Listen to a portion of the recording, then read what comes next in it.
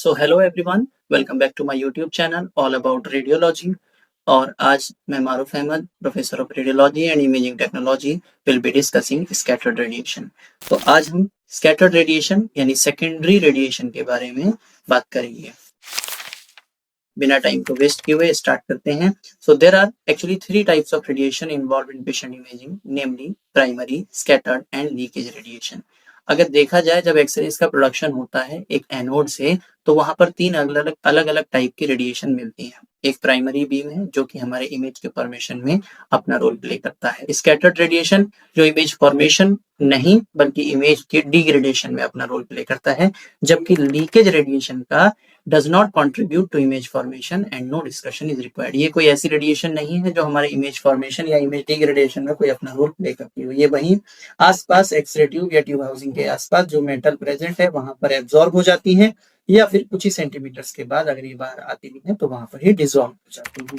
But however, primary and secondary radiations are responsible not only for image formation but also the degree of image quality.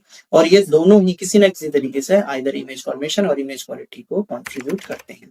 Scattered radiation is produced by Compton interaction resulting in noise.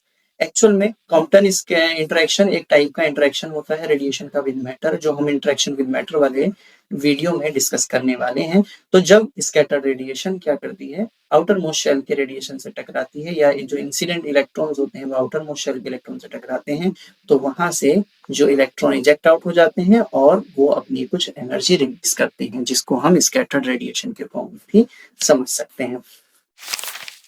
तो इस diagram के through आप देखने की कोशिश करेंगे तो जो रेडिएशन यहाँ एक्सरे ट्यूब से निकल रही है, ये पेशेंट की बॉडी को पेनिट्रेट करते हुए सीधे हमारे एक इमेज रिसेप्टर पे पहुंच रही है। लेकिन कुछ रेडिएशन ऐसी भी है जो अलग अलग डायरेक्शन में जा रही है।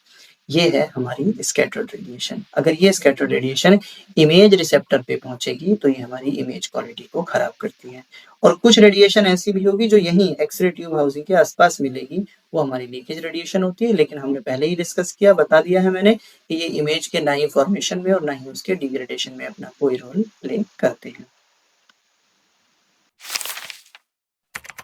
Hence, scattered radiation needs to be reduced to obtain good image quality। और अगर ये scattered radiation जो हमारी image quality को खराब कर रही है, noisy बना रही है, grainy बना रही है, तो इस scattered radiation को remove करना हमारे लिए बहुत important हो जाता है।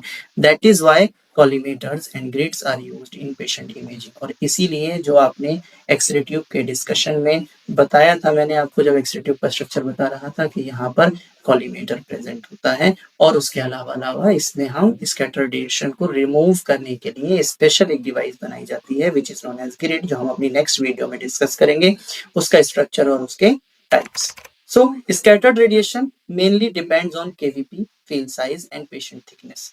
स्कैटर्ड रेडिएशन को किन फैक्टर्स के थ्रू जाना जा सकता है कि ये प्रोड्यूस होगा या कितना प्रोड्यूस होगा, तो मेनली ये डिपेंड करता है पीक लो वोल्टेज पे, या कितना फील्ड साइज है, या पेशेंट की कितनी थिकनेस है। As the kVp increases the scatter radiation also increases and reduces image quality. जैसे जैसे केवीपी यानी इंटेंसिटी ऑफ एक्स रेज यहाँ से बढ़ेगी, तो जो रेडिएशन है वो जल्दी टकरा के दूसरे डायरेक्शन में जा सकती है because of the higher intensity. इसीलिए केवीपी बढ़ने के साथ साथ स्कैटर्ड रेडिएशन भी इंक्रीज होती है। Scattered radiation also increases with field size. अब ये तो बहुत ऑब्वियस है कि जब एक एरिया है, मान लेते हैं 10 into 10 इंच का एक एरिया था, वहां से 10 number of scattered radiation emit होती है।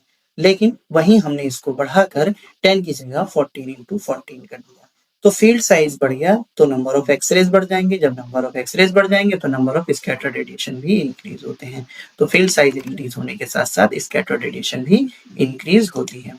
So as the field size increases, scattered radiation also increases which reduce the contrast of image. और इसी की वजह से इमेज की क्वालिटी भी रिड्यूस होती है।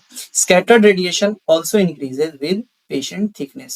तो जैसे कि अगर एक थिन पेशेंट होगा तो उस थिन पेशेंट के लिए बहुत ज्यादा नंबर ऑफ एक्सरेज की हमें रिक्वायरमेंट नहीं होती है, लेकिन ज्यादा नंबर ऑफ एक्सरेज हमें चाहिए होंगी थिक पेशेंट के लिए। तो जैसे ही थिक पेशेंट होगा, हमें ज्यादा scattered radiation is involved with thicker patient और थिकर बॉडी पार्ट्स। अगर ज्यादा थिक बॉडी पार्ट होंगे या ज्यादा थिक पेशेंट होगा तो उनके ऊपर से हमें ज्यादा नंबर ऑफ एक्सरेज मिलेंगे। जैसे कि आप यहाँ पर बहुत क्लियरली इस पिक्चर के थ्रू देख सकते हैं।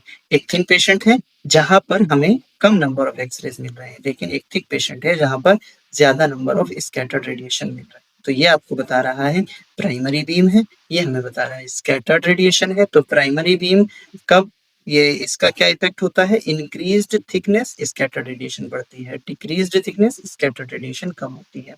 तो इसके साथ आप स्कैटर्ड रेडिएशन को आई होप अच्छी तरीके से समझ गए होंगे।